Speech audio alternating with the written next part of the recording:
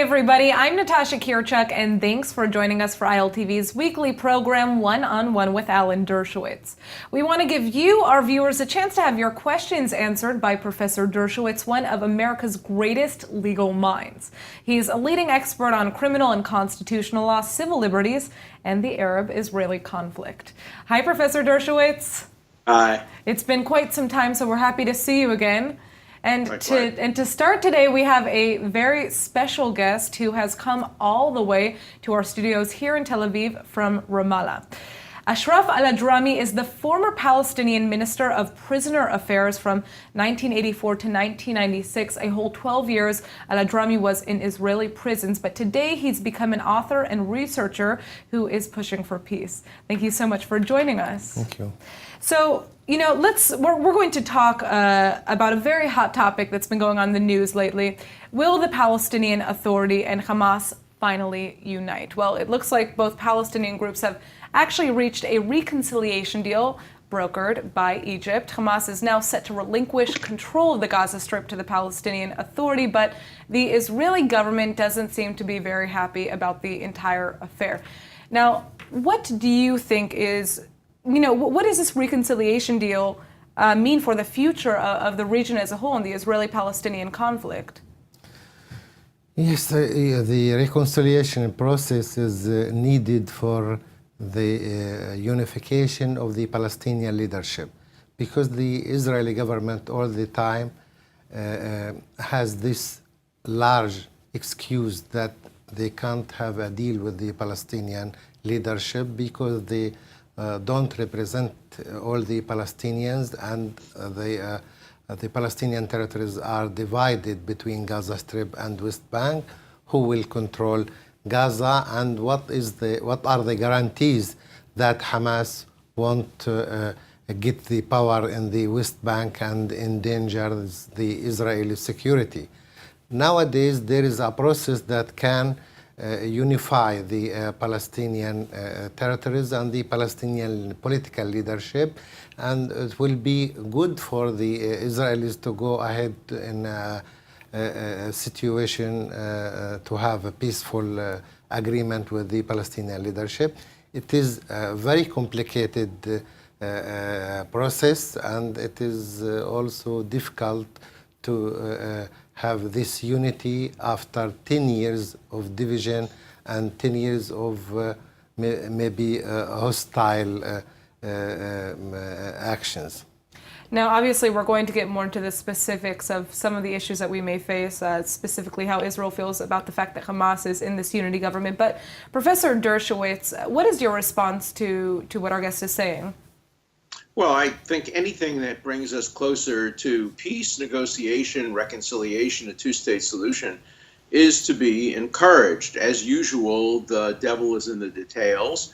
It really depends not only on whether the leadership of Hamas and the Palestinian Authority get together and can negotiate with a single voice, but also who controls the military wing of Hamas. Israel is not going to negotiate with a government that includes Hamas as long as the Hamas military wing calls for the destruction of Israel and allows rockets to be sent at Israeli civilians living in Sderot and other areas. So I think it's important to see whether or not the Palestinian Authority or the United Palestinian Authority and Hamas are prepared to collectively renounce violence, enter into negotiations, agree that compromise is necessary, whether Hamas is prepared to recognize Israel, whether ultimately the united Hamas and Palestinians are prepared to say the magic words, namely recognizing Israel as the nation state of the Jewish people, and thereby implementing the mandate of the UN from 1947 when they divided mandatory Palestine into, quote, two states for two people. One, the Jewish people, namely Israel, and one, the Arab Palestinians who live in the mandate area, which would today be a Palestinian state. So much remains to be seen, much remains to be done, but initially I would be encouraged by efforts to try to speak with one voice, as long as that voice is the voice of peace, compromise, and negotiation. Now, Professor Dershowitz, let's break down some of the comments that you just made. the Israeli cabinet has given a set of preconditions regarding this reconciliation agreement. The first two points that the points that the Israeli cabinet raised were not new, but were set by the quartet over a decade ago. First, the requirement that Hamas recognize Israel, and second, that the group stop all terrorist activities. So, can Israel truly accept a deal involving Hamas? What is your take on that? I think it is in the Israeli interest to have Hamas within the Palestinian political leadership, especially after Hamas accepted the establishing of an independent state in 1967 borders, which is indirectly recognition of Israel. Hamas will engage in the Palestinian political leadership in PLO, which recognized Israel and which also get off of the armed struggle and violence, and Hamas will be committed to the rules of the PLO, and I think it is the favor of Israel to get Hamas in, not a situation that Hamas is the enemy of Israel on its borders. Now, Israel raised demands, obviously, to disarm Hamas. Can Abbas really convince Hamas to lay down its weapons? I don't think so. In this stage, Israel started forwards to disarm Hamas and didn't succeed. President Mahmoud Abbas has no power at this moment to disarm Hamas. But if Hamas will engage into the Palestinian leadership as part of the decision makers of the Palestinian, it will be the arms of Hamas will be under the control of the leadership, and it is gradually will be within the Palestinian security services. But we don't do it just by one step. It is very complicated. It needs time, and it needs also efforts from all the parties, even from Israel to ease the conditions in Gaza Strip and to encourage people to go ahead in a peaceful process that can bring a two-state solution. Professor... Go ahead. No, well, Go ahead. I mean, I just wanted to ask you kind of what your take is on how Israel should be responding to this, because it is a process, but should Israel be worried about Hamas really laying down its weapons? Is there a chance that will happen? Of course Israel should be concerned about it. Just one little bit of history. Remember that when the Israeli government under Prime Minister Sharon unilaterally left Gaza, left all of the settlements, left all of its soldiers, left the greenhouses behind, there were very, very few restrictions on the Gaza. The Gaza could have become Singapore on the Mediterranean.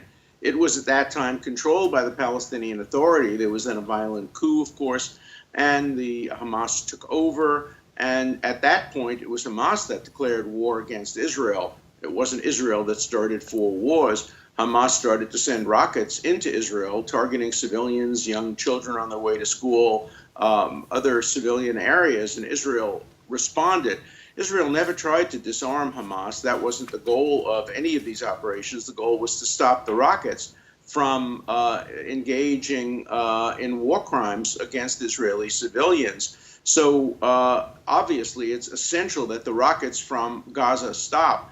If this can contribute to that, it would be a step forward. I agree with our guests that it's not going to happen overnight, that right now the Palestinian Authority doesn't have the power to completely disarm Hamas. But if a process is set in motion whereby the Palestinian Authority takes control over the military of Hamas, it would be a step forward. Let's go back again to history a little bit.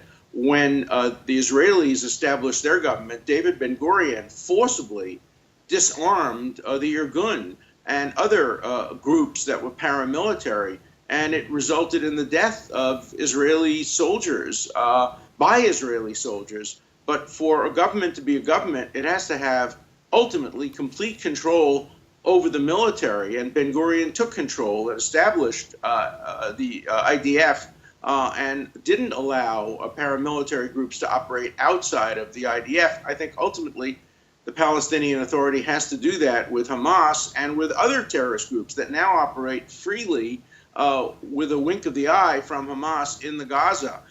If this is a step in that direction, it's a step forward. If it's not a step in that direction, then I think in the end it will be a futile effort. So I think ultimate control of the military is a prerequisite, but I agree with your guest, it's not going to happen immediately, but if one sees steps toward doing that, that would be a positive development. Now, yeah, go ahead. I have two remarks. First, that the Israeli unilateral withdrawal from Gaza Strip left Gaza Strip in a very complicated situation. It was a chaos in Gaza Strip, and the Israeli government at that time didn't want to coordinate with the Palestinian Authority to make it rebuild its forces and to control Gaza Strip before the withdrawal. And it makes Hamas or made Hamas more stronger than the Palestinian Authority. And Hamas also won the elections because Hamas convinced the Palestinian people that because of the armed resistance, the Israeli army and the Israeli settlers left Gaza Strip without any condition, just like that. And so the negotiation process is in vain. So it is not something that can bring the Palestinians the independence and the freedom. Because of that, I think it was a very critical and major wrong step by the Israeli government to withdraw unilateral without coordination, without giving time to the Palestinian Authority to rearrange itself. I agree with that. The second remark, Professor, is about Al-Talina. Al-Talina, it is after having the Israeli state, after declaration of independence of Israel. We have no independent state, and until this moment we are under occupation. So because of that, it is very difficult to convince the Palestinian people that we must disarm every Palestinian under occupation. So it is a process that the Palestinian leadership must go gradually within this complicated situation to disarm, to control the weapons of Hamas and the armed faction, and after that to make them integrate in the Palestinian security services. Well, I agree with part of what you said and not with another part. I agree that the unilateral withdrawal from Gaza by the Sharon government was not done effectively. It should have been done in coordination with the Palestinian Authority. It should have been done as part of a negotiated agreement. And I think that's what will happen ultimately in the West Bank. I don't think we're going to see any more unilateral withdrawals by Israel because it didn't work well for Israel. It didn't work well for the Palestinians. And I think in the end, one learns lessons from that. As far as the example from the Al-Talina, yes, you're of course right that that happened after Israel was established as a state, but Israel wasn't established as a state as the result of negotiations. There was a unilateral declaration of statehood based on the United Nations partition vote of 1949. The Palestinians are not going to get their own state without negotiations and without mutual compromise. And I think as part of the negotiation and mutual compromise, the Palestinians are going to have to assure the Israelis that they will have total control over the arms of Palestinians, and there won't be groups, paramilitary groups or terrorist groups that will continue to refuse to recognize Israel's legitimacy and will continue to attack. So it's going to be complicated.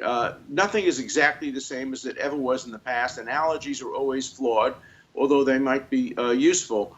So I would hope that a process would be entered into under which the the Palestinians begin to take control over the Hamas military and ultimately take responsibility for rockets that will be sent from Gaza. Because remember, too, rockets from Gaza endanger the life of individual civilians. But if there were rockets ever sent from the West Bank, it could endanger Israel as a whole. They could attack the Ben Gurion airport, wreak havoc with the Israeli economy.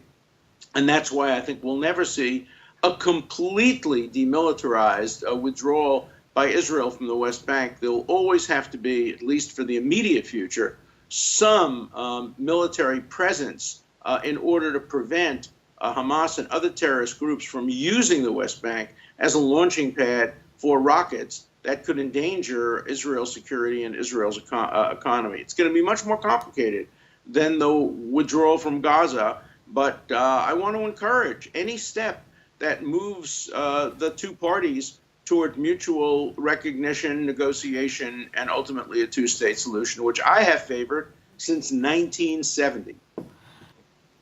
Now, many of our viewers, obviously we are hoping for the best in the situation, but we do have many viewers who are concerned that Hamas could radicalize the Palestinian Authority or eventually take control of the West Bank. Is this a possibility that could happen perhaps in the long run? What is your take on that? Yes, of course. I know that Hamas has been changed in a very positive way. First of all, for the first time, Hamas accepted the principle of establishing a Palestinian independent state on the borders of 1967. It is a huge change in Hamas' agenda. And I think Hamas also realized that there is no future for the Islamic political movements after the failure of the Muslim Brothers in Egypt and Tunisia, and after the defeating of the Muslim movements in Syria. And the situation in the Arab countries against the Muslim political movements, and because of that, Hamas doesn't see that there is a future for its authority or control in Gaza Strip. Because of that, they now had a strategic decision to give up the authority in Gaza Strip to keep surviving as a political movement. And we can also absorb Hamas in our national movement as a party, a political party. But this is difficult to do it just once. Mm-hmm. So we want to do it gradually to convince Hamas leadership to be integrated in the political leadership, the PLO political leadership. Also, Hamas now also had a decision to go with the moderate Arab countries like Egypt, the Arab Emirates, and Saudi Arabia. And because of that, Hamas will leave the extremist countries like Iran, Qatar, and maybe Turkey. Now there are another kind of relationship between Hamas and the moderate Arab countries, and it is our interest to make Hamas more moderate and more integrated in our moderate political leadership. I think that's a very positive step. And I think if one sees that coming to fruition, it will lay a very strong foundation for the possibility of a negotiated peace. I think Hamas is correct that its future is with more moderate Arab countries and leadership. I think the answer to that will be largely economic as well. If a West Bank Palestinian state thrives and is economically successful, I think the people of Gaza are going to reject the radicalism of Hamas and move toward the economic growth that can be promised them by the Palestinians. That's what happened with West and East Berlin and Germany. The wall wasn't brought down by the Pope or by Ronald Reagan. It was brought down by the people of East Germany who wanted to be more like West Germany. And the hope is that the people of Gaza will want to be more like the people of Ramallah, which is a successful city even today. And one hopes that ultimately the Palestinians will not only say that they would recognize Israel within the 67 borders, but would say what the Palestinian leadership has said, and that is recognize Israel within the 67 borders, subject to agreed upon land swaps, which recognize the reality on the ground and acknowledge that some of the larger settlement blocks will remain part of Israel in exchange for land in the Afula Triangle and other areas. So I think that what we've heard today, if in fact Mr. Ajarmi were in fact today the head of the Palestinian Authority and spoke authoritatively for the entire Palestinian people, I think we'd be moving very, very close to peace. Unfortunately, there are no guarantees, and there are no guarantees that if there were an election today, the Palestinian Authority would win. The last election certainly suggested a potentially different outcome. There are no guarantees in life, and I think one has to move in the right direction, and I think reconciliation, if there's real control ultimately of the Hamas military wing, is a very positive step forward. And I want to congratulate Mr. Ajami for making points that I think are very, very positive in this dialogue. Mr. Ajami, how do people on the ground feel about this unity deal within Ramallah? I mean, you live in Ramallah. You've kind of seen the public reaction to this. Is this a positive thing? Yes, the majority of the Palestinian people sees that this process, the reconciliation process, is needed to have a political solution and to have an independent state. Without this unity, no one state in the Palestinian occupied territories. And also, but there are also maybe the people aren't so confident to see that it will succeed. So people wait nowadays.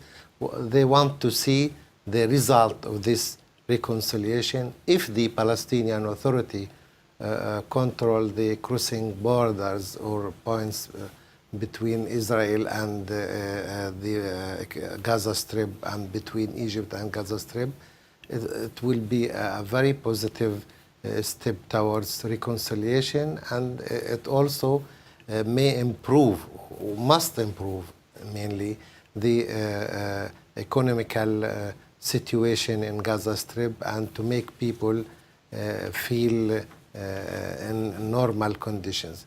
I just want to have one remark about what Professor said about Gaza Strip. The majority of the Gazans are against Hamas. In all polls that were done in Gaza Strip and West Bank, more than 80% of the Palestinians in Gaza Strip want to get rid of Hamas authority in Gaza because they thought that it will be a better alternative of the Palestinian Authority, but they realized it is more worse than they thought of. So it is very bad situation, and people don't want to see Hamas in power in Gaza Strip, even in West Bank. Well, that's a wonderful development. As many of you know, whenever I send my students to the Middle East, the first city I want them to visit is always Ramallah, because Ramallah... You are invited. I've been there. I love it. Ramallah shows what a Palestinian state could look like. It is a state where you see stores and cars and freedom. You don't see Israeli soldiers. You don't see Israeli policemen. You see the beginning of a Palestinian state. And I think if the people of Gaza were able to see what life in Ramallah looks like, they would even more overwhelmingly reject Hamas and accept the Palestinian Authority. Everything looked like Ramallah. We would have peace, because people who live in the kind of way that the citizens of Ramallah live don't want war. They want peace. All right. Well, unfortunately, that is all the time that we have for today. Thank you so much for your time, Professor Dershowitz. And I would like to thank Ashraf Al-Adrami for joining us today. If you would like Professor Dershowitz to answer your questions, go to ILTV or our Facebook page and submit them. We'll see you again next week.